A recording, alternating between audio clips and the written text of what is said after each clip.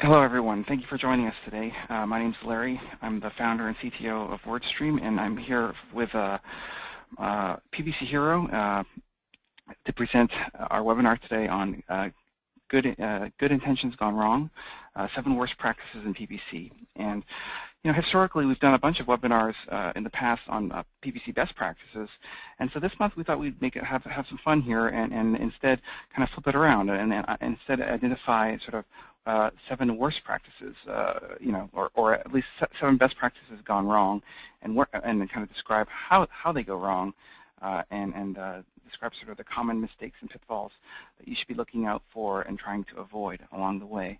And of course, because this is a live webinar, there'll be time for questions and answers at the end of the presentation. I'm joined today by my expert guest, Sean Quadlin, and it's Quadlin. Yeah, thanks, Sean. He's the account manager at Hanapin Marketing, as well as a writer for PPC Hero. He works on huge accounts and does e-commerce, or does a lot of lead generation business. And by the way, WordStreamers, if you're not familiar with PPC Hero, they are, in my opinion, the leading site for PPC strategies, news, and information like on the internet. In fact, just briefly, before I started WordStream, even back in 2007, I was reading the PPC Hero blog just to keep up on PPC trends, and I still do. I get it every day in my email. So if PPC Hero isn't on your newsreader feed already, I definitely recommend that you bookmark them, because there's a tremendous amount of useful PPC information there on that blog. So welcome, Sean. It's great to have this opportunity to do the webinar with you today.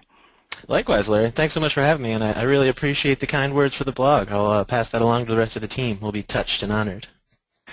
So, thanks. And WordStreamers, you know me. I'm a founder and CTO of WordStream. I've been doing this kind of work for about 10 years, and I started the company about 5 years ago, and we're the provider of the 20-minute PPC work week and the 20-minute and the AdWords grader.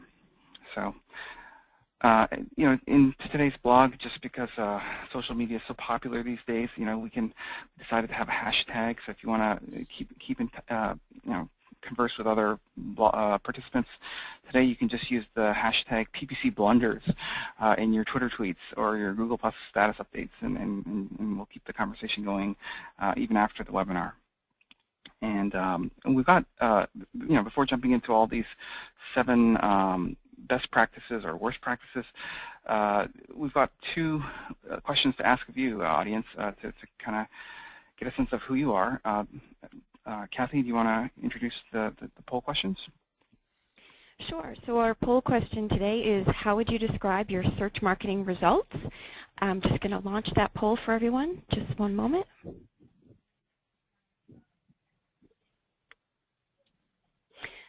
So your options are: I'm new to search marketing. Who knows? I don't measure my results. Disappointing. I expected more from PPC.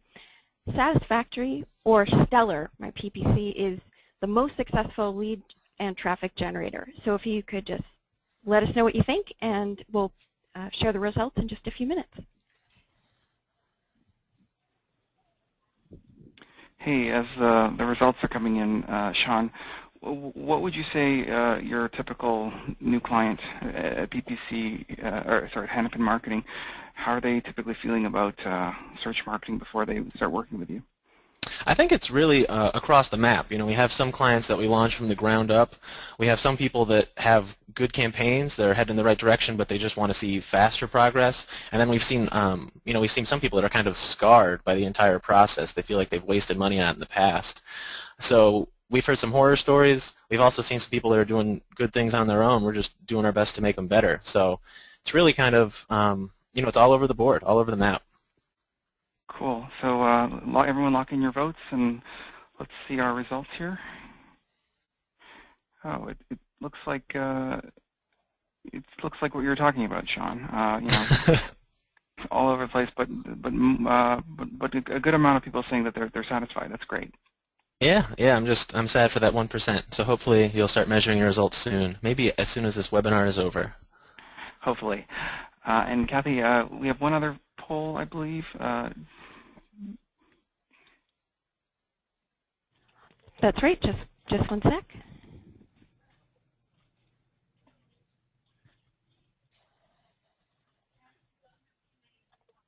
So our next poll question is, how long have you been involved with search marketing? Less than a year, 1 to 3 years, 3 to 5 years, or 5 or more? So just let us know what you think. And Larry, when you were going over your bio, I said that you've been doing this for about 10 years. I got tenure envy because I'm actually in the less than 1 year category right now. I was pushing for this webinar to be postponed a week or two because then I'd be in the 1 to 3 years and feel like so much more of a man. But those 11.5 months, I've learned a whole lot and I'm trying to pass some of that on today. So what have you seen the industry do in those past 10 years, Larry? How can I ask that question? This is so open-ended. It's, sometimes you're better off chatting with the 1 year type people, because I swear, like, the PPC gets changed every year so radically that it's like so different every year. Like every week new things come out. So I guess that's why we have to read the PPC blog. I've heard the same thing from the founder of PPC Hero, Pat East. He says, he's been doing this for a similar amount of time and it changes all the time. So I appreciate that. Thank you. Cool. So looks like it's kind of what you would expect. Most people in the less than a year category, and fewer veterans on the call here. Great. That's a great mix. All right. So now that we are done with the polls, let's just move on with our presentation today, and that is Good Intentions Gone Wrong, 7 Worst Practices in PPC. And here's like a picture of some kind of a disaster here going on. So let's get started. And I'm sorry, Sean, are you able to advance slides and stuff? I'm not, so it's going to be up to you. We're going to have to work together. All right, thanks. And so our first best practice gone wrong, we're actually going to start with what the best practice is, and then I'm going to talk about a way to make that a better best practice. So here we have always be expanding your keyword list, and the picture at the bottom is actually from the early director's cut of Glengarry Glen Ross. And instead of about salesmen, it was actually about PPC, and this was Alec Baldwin giving an impassioned speech about expanding your keyword list. Why would he give that speech, you may ask? We want every impression possible, so we want regularly scheduled expansion. You want to browse the opportunities tab, even though there's a whole lot of riffraff out there, stuff you don't want any part of. Every so often there's going to be a good opportunity, and it's worth putting into your account to get that volume. And you also want to add in keywords that your competitors are bidding on. So I think it's common wisdom that you should be expanding your keyword list on a regular basis. However, over time, your ad groups got out of control. Average number of keywords per ad group, I think, is something that people should look at. I could ask you guys, we don't actually have a poll for this, but I'm curious what other people's average number of keywords per ad group is. Because what I was trained on, less than a year ago, I think it's out of date. I think our quality scores are dying slow deaths because our ad groups are just too big. We have overexpanded our keyword lists. And so how do we make this a better best practice? If you'll advance, Larry, it's kind of a change in attitude. We don't want to do regular keyword expansion. We want to do regular keyword research. So you're looking for keywords. You're not just trying to expand for expansion's sake. You're looking for stuff that can actually move your account in the right direction. So I think having regularly scheduled stuff is a good idea. You want to make sure that you're looking for keywords. You want to make sure that you're staying up on what your competitors are bidding on. But you should keep in mind that just because you did research on something, you don't have to use it. I actually live with a PhD student, and I know how much research somebody can do without doing anything from it. Research is great. Learn from it. Doesn't mean you actually have to act on it. And I think a good rule of thumb on this is anytime that you add new keywords or new targets, they probably deserve their own ad groups. I think keyword expansion, it should be taken more seriously. Instead of just kind of adding it to an existing ad group and say, oh, the ad text here is close enough, there's a big difference. When you add a new keyword to those existing keyword groups, to those existing ad groups, you're actually going to hurt your quality scores. And won't anyone think of the quality scores? And this is a Simpsons reference. I think the internet appreciates those if I have my interneting up to date. But that's a good rule of thumb. I think if you're going to add keywords to your account, make sure that they have their own ad groups, because you want to keep them. You know, the old standard was 10 to 30 keywords. I would say nowadays, keep those ad groups tight, around like 4. I've even seen a difference in a 4-keyword ad group. I've seen big differences in quality score just based on keyword relevance. So really consider your quality scores when you're doing keyword research now. And so there are a couple of simple tools that you can use to do this. So if you'll advance, Larry, sorry. The first one is just keyword tools. There's a ton of them out there. In particular, WordStream has some great ones. I think the keyword niche finder that they use is really excellent. That's something that I use on a pretty much daily basis. So use them, but the key here, it's just kind of another question of linguistics. Use them wisely. Just because they're giving you a lot of keyword ideas doesn't mean that you need to use all of those keywords. Expand smartly. And then the second part of this, to make it really hit home, is just use a calendar. When you do keyword research that then becomes keyword expansion, cycle back. Check on those regularly. If they're not doing stuff for your account, remove them. If they're low search volume, they could just be cluttering up your account and getting in the way and kind of blurring your vision. So the expansion you need to do, check back on it. Just keep a calendar. So turn expansion into research for your regular keyword stuff. That is the first better best practice. Awesome. Thanks, Sean. My second one here, and Sean and I are just going to alternate here as we go through the list. My second one is kind of related to what Sean was talking about in terms of the keyword research. But you know, one of the best practices in conducting this kind of keyword research, regular stuff that Sean was talking about is to, you know, try to come up with those new terms. And a lot of times, what I find is that you know, just because of human nature, we tend to overly rely on sort of kind of the insider industry terms that we know so well because we live and breathe within our own business spaces. And just to give you an example of what I'm talking about here, you know, here at WordStream, we're a provider of PPC management software. So, for example, when we first started up our AdWords accounts, we decided that we would be advertising on keywords such as PPC or AdWords or pay-per-click or SEM or search engine marketing, and these are all sort of the common, you know, industry standard terms used to describe our business. So, like, what could possibly go wrong here, right?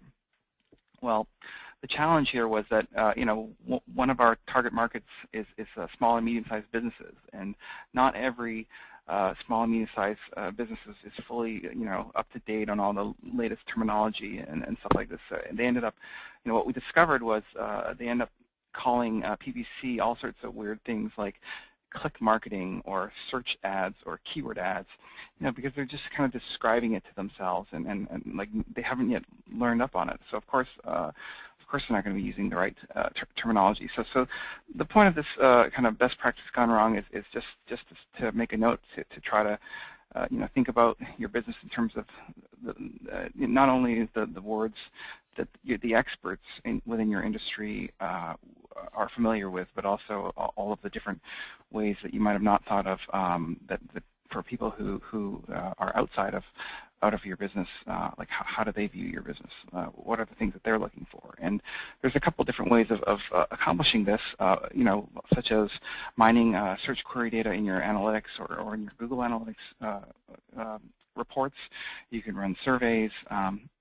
One of the interesting tools that we have here at WordStream is for doing sort of a keyword researching, and it's called our top keyword opportunities ad keyword software tool here. And how it works is what we're doing is we're kind of analyzing. We've got this trillion keyword database of keywords. Additionally, we're analyzing your account performance, like your search query data. And what we're doing is we're trying to figure out what keywords aren't in your account but look promising in terms of that they have a decent amount of volume, they seem to have a good relevancy to your account, and you know, it's kind of surfacing giving you the top 10 ideas as opposed to having to you know, having to think off the top of your head, which can sometimes be hard. And then if it is indeed relevant, you just click apply and add them to your account. So that's like a little tip there. So our next one, Sean, back to you. Yeah, that was a good one there. So the next best practice that we hear all the time is wait for the data to tell the story. A lot of times, meeting with my own bosses internally, I'll tell them my results of something, and I'll say, well, how long have you been running that test for? How many clicks you get? What's going on with there? And I think that's good because so much of PPC is about testing and finding the right thing. So that thing could be bids, benefits, calls to action, landing pages, whatever. There's a lot of stuff going on in PPC, and we're always actively trying to test to find the best one of there. But people always say performance is relative. Even when your testing has a possible result, there are going to be confounding factors. So other tests are going on concurrently, if there are site changes, if there's seasonality, whatever. There's a lot of stuff the same way. There's a lot of things to test, and in the same way, since there's different things to test, there's a lot of things that can confound what's actually going on within your account. And then another thing that going along with this best practice is that PPC people are smart, so everyone out there could just pat themselves on the back and just know that I think you're a smart person. But it also means that you probably also like to quibble over stuff. Any confounding factors that you may have missed will surely be pointed out by your peers or your coworkers, and it can be paralyzing. You can think, oh, this test isn't over because what about this? What about that? And then you end up just kind of shivering in a corner by yourself, waiting for your test to actually end. And then we can actually all end up like, if you click, Larry, we have a picture of Hamlet here, who is famous for his inaction. That was his tragic flaw. He didn't do stuff when he was supposed to do. And this is actually Kenneth Branagh, who you may remember from the opening ceremony to the Olympics. Moving aside from that, what can we do? We need to be confident in our testing and move on. Stop waiting for the data and start knowing what your data is telling you. I think the best way to do this is just find tools that are available. So splittester.com, super simple. It tells you how many clicks you've gotten. You're supposed to put in what your click-through rate is, and then it tells you how different those are and how confident they can be in that.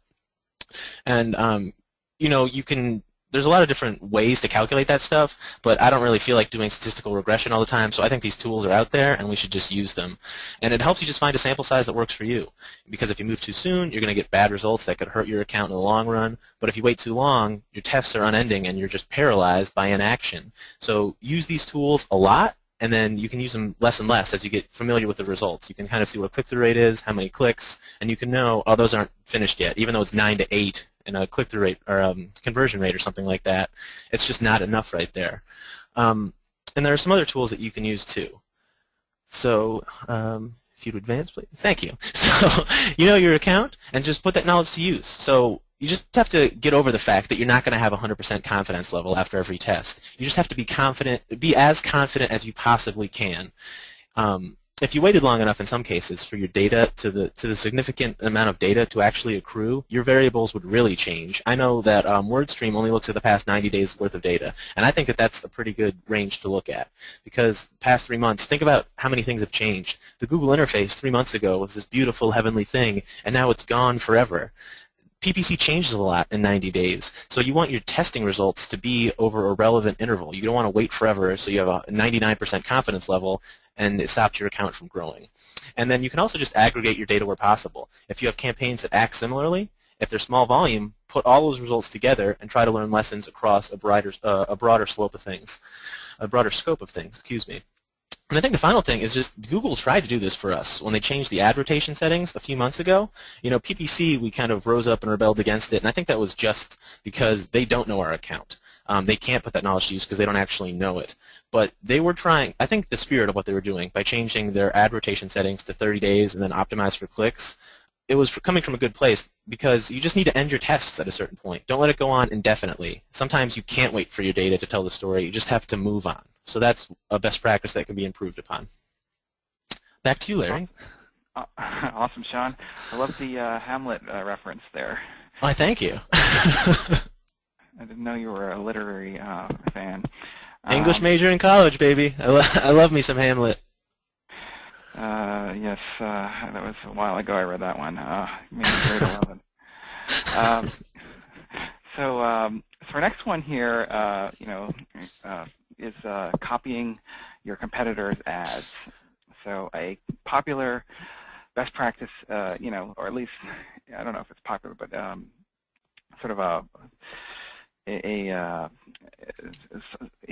catchy strategy is to spy on your competitors' ads. And which sounds really sexy because you're spying on your competitors' ads. They must have something that you don't have, right? The problem with this this strategy is sometimes you end up in this situation where it's a little bit like what I'm showing here on my screen here. Sean, have you ever encountered this before, where you have kind of the blind leading the blind, and they've all sort of copied each other's ads, and it's really difficult to differentiate between any of these offerings. Absolutely. Yeah, I see that all the time. Especially when you use like dynamic keyword insertion, but don't then write a unique description or line 1, line 2, etc. So if spying on competitors' ads, if I'm saying that maybe that's not the best strategy, what can we do about that? Well, it's the opposite of spying on your competitors' ads. It's fine to look at the other ads out there, but don't forget about sort of the special sauce of your own company. What makes it so special? For example, your guarantee, or your unique selling proposition, your USP, or the special offer that you're providing. Like, these are key differentiators that need to make it into your ad in order for you to be successful. I just wanted to give one additional ad text example here, just to show you how powerful ad text creativity can be versus ad text copying. Take the Google search "bad marriage," for example, and there's a bunch of ads for this search. My colleague and business partner Perry Marshall, he's another PPC expert. He has this thing he calls the PPC Swiss Army knife, and it's basically just a structured way of coming up with very emotionally charged PPC ads. And the way that you do it is it's a brainstorming process. You just describe sort of who are the actors and what are the things that kind of can create emotional triggers for those actors. So, like, who's your customer? And what's something that your customer loves, and what's something that your customer hates, and who's your customer's best friend and worst enemy, and then just kind of diagramming this out. And from there, once you've kind of done that, you can start using the lines on the graph there to connect sort of the pain points and emotional triggers with the different actors. Here's one that was particularly sensational, like the other woman, stepmom. How will you feel when your children call her mommy? So that's an example of using the best friend, children, worst enemy, mistress. So my point here was just to motivate how it's not just a matter of copying, but also putting time and energy into creating these emotionally powerful ads.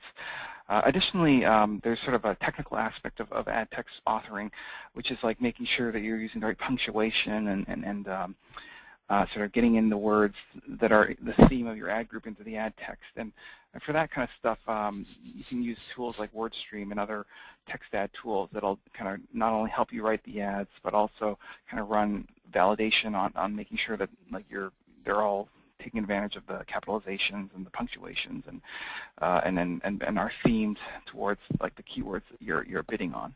So that's my thing on ad text tools. Back to you, Sean. Yeah, I'm not sure I'm going to follow up something as titillating as bad marriage and the other woman. Man, Larry, you really set me up for failure here. But the good news is that we have just another best practice, so we can move on from that together. And what I've heard throughout my career is just to focus your efforts on where they'll make the biggest impact to CPL. For almost all of our clients, or at least my clients specifically, cost per lead is what makes a good month, what makes a bad month. And so I am told to focus my energy toward the thing that will make the biggest impact. And in PPC, it boils down to Google. You know, all the screenshots that we've included up to now, when it's something of an ad, it's always in Google. You know, when I go to bed at night, I'm seeing the Google interface on the inside of my eyeballs. It's not Bing ads, which was just released this week. And there's a reason. You know, Google has a huge portion of the market. We use its interface more often than others, and I think search marketers use Google more often. I've never seen a poll or anything like that. I'd be very curious to see what percentage of PPC users, are still using Ask Jeeves or anything like that. I think Google, we think about it more often because Google thinks like we do, just because we're kind of internet-savvy people. And then when you have clients, Google is what determines success or failure of a month. So that's why we spend all of our time there. You know, if you're reporting on CPL, the work needs to be done in Google. It's where we spend most of our money. However, the way that we need to change this best practice is to think about not what we're spending the most money, but seeing where we get the most return. There are a lot of other engines out there. There's Bing, Facebook, ad exchanges, a whole bunch of stuff, and it might have the best return on ad spend for you. The only way that you're going to find that out is to track it. Expand, test out in these different engines, and then you have to see what comes in. You can tag your URL to see what comes in that way using analytics. You can also use a third-party vendor. You know, we use Salesforce a lot. I use that all the time I'm in there, and I love it. I can see, even down to a keyword level, what happened to a lead throughout the entire sales cycle, and that's something that you can really optimize toward. It's also helped me see that Google return on ad spend is good, but Bing return on ad spend is double. So that means even though it only has 20% of the search market share, I need to do whatever I can to make the most of that 20%. I would never have known that if we weren't tracking that stuff. So if you are advertising in different venues, make sure that you have a mechanism in place to kind of track it and see it on the back end. And then in addition to tracking, what else can you do? The first place would just be immersion therapy, which is what they use in psychology just to break people of phobias. You know, if you're scared of spiders, you just have to spend some time with spiders, and you realize, oh, it's just a little spider, and then you're not so worried anymore about spiders. I think we can do the same thing for Bing ads. We can do the same thing for Facebook. You get used to it, you know, and they also have perks that you don't even see in Google. Bing's quality score, like if you need a pick-me-up, Bing's quality scores are so much more forgiving. I'll go from a 4 in one campaign, and I go over to Bing ads with the same structure, and I'm at like a 7 or an 8, and it's just a wonderful thing. Facebook also has a power editor, which makes that engine a lot easier to deal with, even though you know, Facebook is still a little spotty to me when it comes to return on ad spend. But I wouldn't know that unless I hadn't investigated it, and that's just one client. So force yourself to spend some more time in there. If you'll click, Larry, we actually have a photo of somebody. Look at this. There's snakes all over her back, and she looks like she's having a great time. That could be you guys, only instead of snakes, it's just, you know, you're looking at the Bing interface. So give it a chance. Find out where your return is and then optimize toward that. Don't worry about CPL. Optimize toward the back end. Don't leave any leads out on the table, because that's where all the snakes are. And that is my best practice, Larry. Back to you. Awesome. All right, so next we have this use of overly broad negative keywords. Now, obviously, you know, there's been thousands and thousands of articles written about how negative keyword research is a very critical and important task for PPC for targeting, and I would generally agree wholeheartedly. But I just wanted to describe sort of a little scenario that I ran into last week involving negative keyword research, and sometimes if it's not done carefully. And so here's a graph of clicks for a particular campaign. And then if you notice on September 7th of last week, you know, the numbers just tanked and then dropped down to 0. And what the heck happened here? It actually turned out that it was a good intention gone wrong. It was basically a user specified as a campaign level negative the word uniforms accidentally into a campaign that was themed around selling baseball uniforms. And so you know, an excessively broad negative keyword actually ended up wiping out everything. Now, this is a pretty egregious you know, blunder here. Generally, this type of error, it's a little more subtle, where you apply a just like how when you apply a keyword in your ad, you end up paying for all sorts of other keyword impressions and clicks that you had not intended. The reverse is also true in negative keywords, where when you apply a negative keyword, you may inadvertently end up wiping out a lot of relevant keywords that might have actually been relevant to your business. So the key here is just to exercise caution when applying negative keywords, because there's no warning of like kind of telling you like what's going to be wiped out when you apply these broad, you know, campaign level negative keywords. So what can you do about it? Well, in addition to being more careful, WordStream also has some technology here. One of them is called the Add Negative Keywords tool. Like it just finds the wasted spend in your account, and as you can see here, it's kind of looking for word modifiers like custom lab coats. So the word custom is the suggested negative. Why? Because it's spent $159 and has yet to generate a conversion, and therefore it's suggesting that you by wiping that out, that you would save $159 a year. And if indeed you don't sell custom lab coats, that would make a lot of sense. And one of the neat things that this software does is that it tries to figure out the unintended side effects. So like it's not going to recommend negative keyword contenders, like suggested negative keywords that are semantically related to keywords that are actually converting well for you in your account. So just doing a double check, which is really hard to do manually, but the software can do that pretty easily. All right, so that's all for that one. Again, Larry, you just had a slide that said baby fat lab coats on it. How am I supposed to follow something like that? Baby fat lab coat? My mind's blown. Like I don't even know what that would look like. I'm going to have to search that as soon as this webinar ends. But the best practice number 7 is make sure you're bidding the first page. So this is something, it's Google specific, so I apologize for kind of immediately going against my own best practice. But I think this is a big one, and that's why it's the hammer. That's why we're closing with it.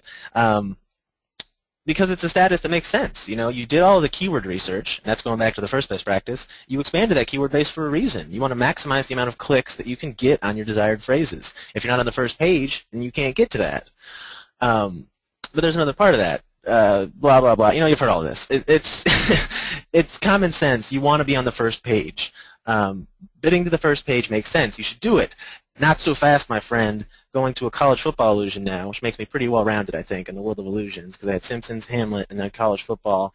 But make sure you're bidding to your desired average position, which has got to be on the first page, but that whole first page bid, I think that status is bogus. I do not think that those bids are made equal, and sometimes Google's estimates are wrong. I actually have one example right here, and if you could put that up real quick, Larry. So here's what's going on with this keyword.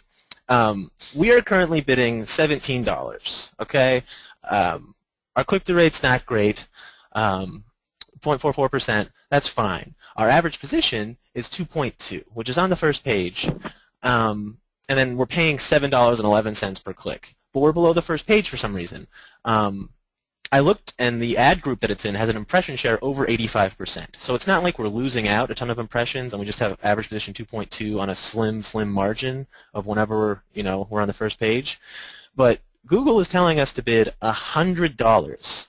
That's nuts. That is over 500%. So we're bidding 17. They're saying you're not doing good enough. $100. Like, what's happening? Like, where am I? Do you think they're trying to increase their profits, maybe? Oh my God, I hadn't even, Larry, I didn't even consider that. They're out to make money. That's crazy.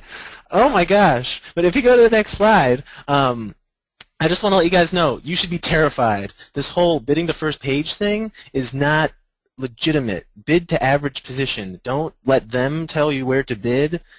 Bid to where you want to be. If you'll advance one more, Larry, I'm sorry. This one just stood out to me because it was so high, $100. Like, seeing that on a report is just insane. I actually, as soon as I saw that, I took a screen grab and then sent it to one of my coworkers, and I'm like, what's the deal with this, bro? I just noticed this one, but think about all the stuff that I don't notice that you guys don't notice in your own accounts. What about statuses with smaller increases? That's kind of like the devilish side of it. What if it's telling you to go from $4 to $6, but it's telling you that on 20 keywords, and then what about all your competitors who are also bidding up to the first page automatically? There's a beautiful little automated rule in Google, just bid all to first page, and if everybody's doing that every night, you can see how this dramatically increases cost per click in a heartbeat. So bid to average position, I think it makes a bit more sense. And what you need to do in your account is just set your bids to average CPC of related keywords. So they may tell you, you upload a new keyword, and you can say, I want to pay $17, and then Google, kind of punches you on the arm and says, no, you should pay $100, or else you can't even be on the first page. But don't listen to them. Look at your other keywords that are related, and you can get a sense at least where you are in the space. From there, you can adjust accordingly, but starting out on the first page bid estimated by Google, I think, is treacherous, and it is something that you should avoid at all costs. That is a best practice that I can't even make it a better best practice. Just do not bid the first page. And that is best practice number 7, Larry, which means that we would be finished. Except that we decided we would have a bonus best or worst practice gone wrong. Oh, snap. 8 best practices. The 8th habit, indeed. And by the way, Sean, I'm very impressed with the Simpsons, Hamlet, and sporting screenshots. Thank you. My whole life's been building to this, Larry. I've made it. Quite the Renaissance man. Yes, and so our 8th and deadly habit here, or whatever you want to call it, has to do with not trying anything new. Like the best intention here is just playing it safe. I don't want to break anything. But the flip side of that is maybe you're not necessarily experimenting and getting the most you can get out of AdWords. And so we have this thing at WordStream called the AdWords Grader, where we've graded tens of thousands of AdWords accounts. And the other day I pulled up some data just to see, like, for the typical small and medium-sized business, how often do these small and medium-sized businesses spending between $1,000 to $5,000 a month on AdWords, how often do they go into their account and make any changes at all, like one bid change or a new ad or a new keyword? Like, how often do they make at least one change? And the answer was less than half of them. And so, a lot of times that's due to general confusion about AdWords or laziness about AdWords, or sometimes it's even a fear of breaking something. Like someone told them that I'm not supposed to make any changes to my AdWords account.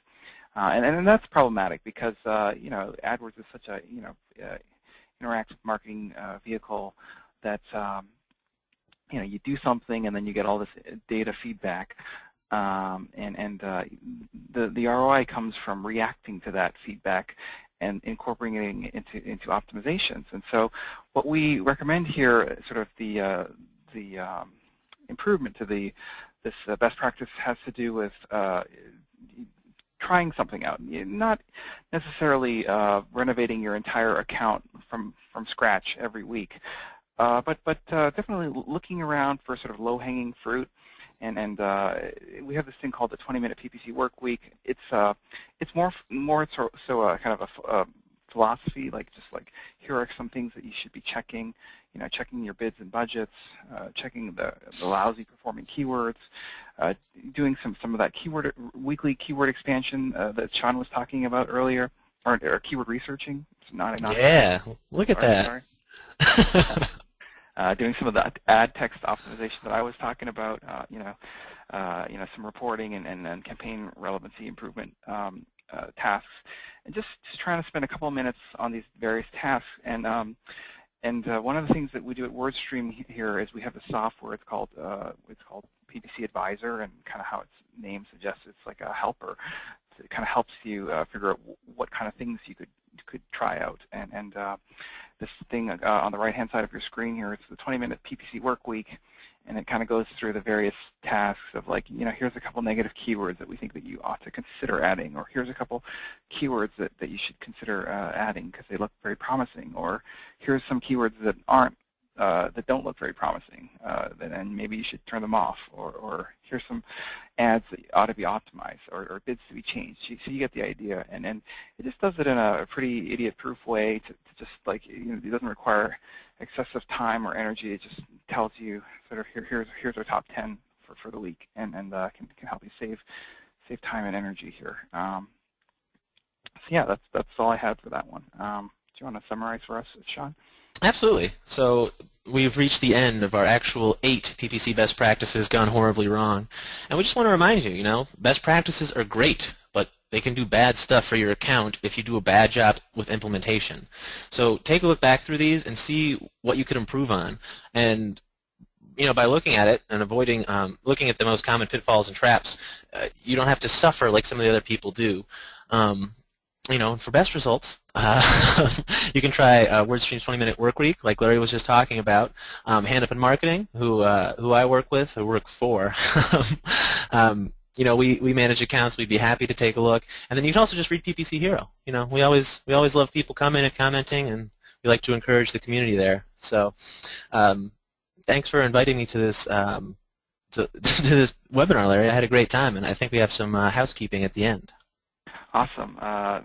Thanks again, and let's move on to our poll question here. Kathy, are you there? Hi, Larry. Yes. So here's our last poll question. We have a couple of offers for you today. The first is an AdWords account audit to help you understand your AdWords score. And that would be with a certified AdWords professional. The second is a free trial or demo of WordStream PPC Advisor. And the third is a free one-on-one solutions blueprint or account assessment with Hanapin Marketing. And that's for accounts where you're spending $20,000 or more. So I'm just going to launch this last question. And if you'd like to take advantage of any of these offers, just click on as many as you'd like, and then we'll be starting the Q&A session. And I think these are some pretty cool offers. I know that all the stuff that you guys have over at WordStream is just great. You guys have really cool tools. I use the keyword niche finder all the time, and then after this webinar, I'm really excited to give it a whirl to the negative keyword finder. That looks like something I get a lot of value out of. Is there anything that you've seen, I guess, what's like the most recent thing you've developed, Larry? Is there anything that you guys have been working on lately? Yeah, we just added a text ad optimizer tool. It's kind of like, I don't know, there's this guy named Jack Welch. He's a former CEO of GE, and he wrote a book where he described that one of the things that he does is he fires 10% of his workforce every year to try to like improve the average quality of the people at GE. And so what our ad text optimizer tool does is every week it kind of fires your worst performing ad and then kind of highlights that to you and allows you to try a new one. So that's kind of our latest tool. That is brutal when you apply it to people. It makes sense with ad text, but holy moly, 10% a year. Well, I'm not advocating for that either, but kind of the inspiration behind it. So, also guys, word streamers and I definitely can't speak highly enough about the people at PPC Hero, Hanapin Marketing, because of their in-depth knowledge of everything to do with PPC. And I think one of the biggest challenges if you're not doing the PPC work yourself is finding a trusted partner. And I know that these guys are like, they've been around for a very long time, and they know what they're doing, and I highly recommend taking them up on their offer if you qualify for the one-on-one solution account assessment with Sean and his team. All right. So how are we doing here? Do you want to close the poll, or should we just leave that one open? I closed the poll so that we can just take another look at some of our closing tips here, and then we can start Q&A. I think we don't have any other. Let's start the Q&A then. Okay. So our first question is, how do I estimate my monthly budget? Sean, do you want to give that one a shot? Sure, yeah. So I guess it depends on if it's going to be a brand new account or if it's something from scratch. I guess we'll just talk about from a brand new account. So you want to use one of the keyword tools. So WordStream has some great ones. Google is just the basic one that you can use. And so you can put in what your keywords will be, and then you can kind of see what the impressions are, and then there are certain variables that you want to kind of get a handle on. So like you want to find impressions, and then if you multiply that by click-through rate, which you can estimate around 1%, so you're going to get 1% of impressions for your clicks, and then just how much your clicks cost, and that's going to find some research. You're going to have to find out what your industry standard costs are. I think there are online tools for that, if I could be mistaken, but it's kind of just seeing what the search volume is, seeing what you can get out of it, and then how much it's going to cost. So it's identifying those variables and just kind of multiplying them together. Yeah, it's a bit of a process. You kind of have to triangulate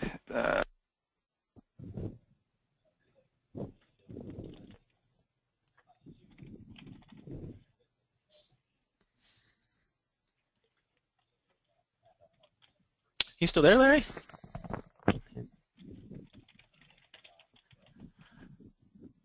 Yeah, I think Larry might have dropped out.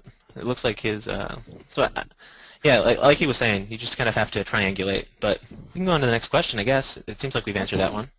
We've got more questions. So here's another question. Bing was mentioned in the slide focusing on return, but Facebook wasn't mentioned. What type of return have you seen on Facebook, and is it worth spending time there? I think it really depends on what kind of product you're selling. You know, I've used Facebook in a few different venues, and like I said in my intro, I'm mostly lead generation, and I have not seen a great return. What's weird is that last year, one client had a really good return, but this year it's kind of dropped off. So that's something I'm really cautious of. Facebook is probably for a smaller size account, I would say, with lower conversion values that you're looking for. So if you're trying to sell something, like I think e-com stuff, you know, I get bombarded with advertisements for T-shirts and posters. I think that's probably the best venue. It just kind of depends on what types of transactions you're looking for on your site. Okay, great. So our next question is, are there other things like Google's high first page bid estimates that we should keep an eye out for? I think a lot of the stuff that Google's really pushing lately is tending toward optimization and automation. So the Google advertisement thing that we kind of fought back against, and I'm not sure where they stand on it, but right now it's set to 90 days and then optimize. So I know in my accounts, even this week, I'm getting all of these notifications to go on Conversion Optimizer, and I just think anytime they try to automate, they don't know your account like you do. So that's what I'm the most wary of. I always like to keep an eye out for what they're trying to automate, and then kind of keep my guard up around it. So any automation is what I would say. And I think we have Larry back on the line. Yes, there was a glitch in the matrix. Welcome back. Welcome back. Great. So we have a LinkedIn question too. Have you had any experience with LinkedIn, and how is the ROI for a B2B company? I know I have some experience with LinkedIn. Do you have anything, Larry? I can't say that that's like a key area for our business. Like we focus more on the search. Okay. LinkedIn, they have a high minimum average click cost. I believe it's $2. I don't know if that's changed. I haven't. We kind of shuttered it a while back. So it's a high click cost comparatively, and then it's also a really high impressions frequency. So people see your ads a lot because you're trying to be so targeted. You're going to kind of be on the same set of eyeballs a lot. So you need to refresh your ad text a whole lot, and then just know that your audience is going to be somewhat limited. And our return on investment, like I said, it was shuttered, so it wasn't great. It was a limited experience. It was just one client. It didn't work out for them. So they were B2B, but maybe for somebody else, just it didn't work for us. So I had a B2B client that was doing LinkedIn advertising, and basically what we started out trying to use it for like lead gen and like actions like sales and that kind of stuff, but later it was decided that it seemed better for just like branding, like just name awareness, because they could target all the different companies that they wanted to be familiar with, and then just like as you were saying, it has a very low click-through rate, so like the huge numbers of impressions, very few clicks, and so they found that it was just a very cheap way to kind of gain some notoriety within specific companies that they were targeting, as opposed to like almost like a retargeting or display advertising, as opposed to like something specifically designed to drive leads or actions. Yeah, that's a very good point. I think that's a really good way to look at it. So, well said. Thanks. Okay, we have a bidding question. This person is at a nonprofit, and their grant only lets them bid $1 at most per keyword. So the question is it better to have more keywords or have less keywords that are eligible but below the first page bid? Well, I think Sean talked about the first page here. I think I know what he's going to say. Let's go. Yeah. What do you think of those minimum first page bid estimates, Sean? I think they're. I don't think they're so good, Larry. I'm not a big fan.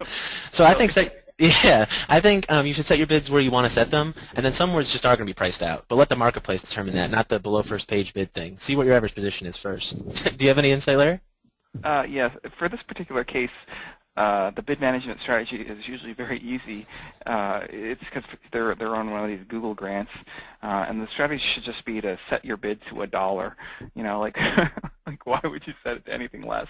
You know, if that's the maximum that you can set it to, and you're not, and the money is like funny money. It's like being granted to you, like because you're a nonprofit or something. So just set it to $1, and you know, you don't have to be so aggressive with savings and stuff like that. You're trying to just maximize the clicks and stuff like that, get the most for, because it's like Cinderella. If they have any unspent budget at the end of the month, it disappears. You know, Yeah.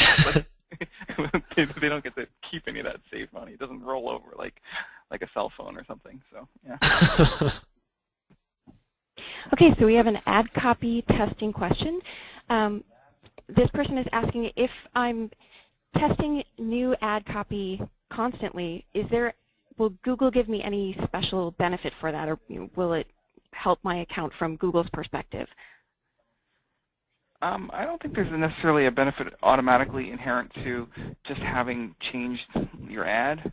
I think the benefit here is it has to do with more the fact that by experimentation that you can actually create better ads, which then get higher click-through rates, which are then is what gets rewarded by Google in terms of the higher quality scores and stuff like that. Sean, would you add anything to that?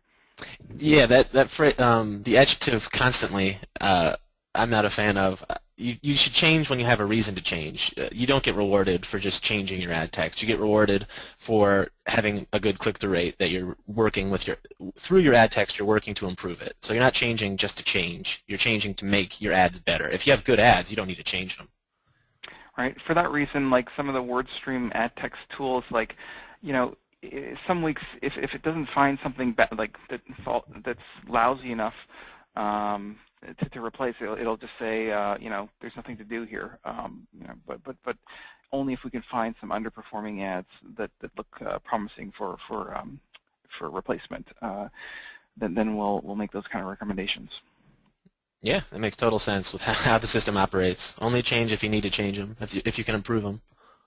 Right. We look at like campaign averages and stuff like that to try to figure out how's it doing relative to the portfolio of ads. Cool. Yeah, that's a great way to look at it. Okay, well, that's about all the time we have for questions. So I want to thank everyone for joining us and let you know that we will be sending out a link to the slides in a day or two. So watch for an email with that. And please feel free to take advantage of any of the offers that we have links for on your screen. Great. And Larry and Sean, thanks for joining us. Yeah, thank you guys so much for having me. Thanks, Sean. Thanks, Kathy. All right, have a good day, everyone. Goodbye. Bye, everybody. Bye.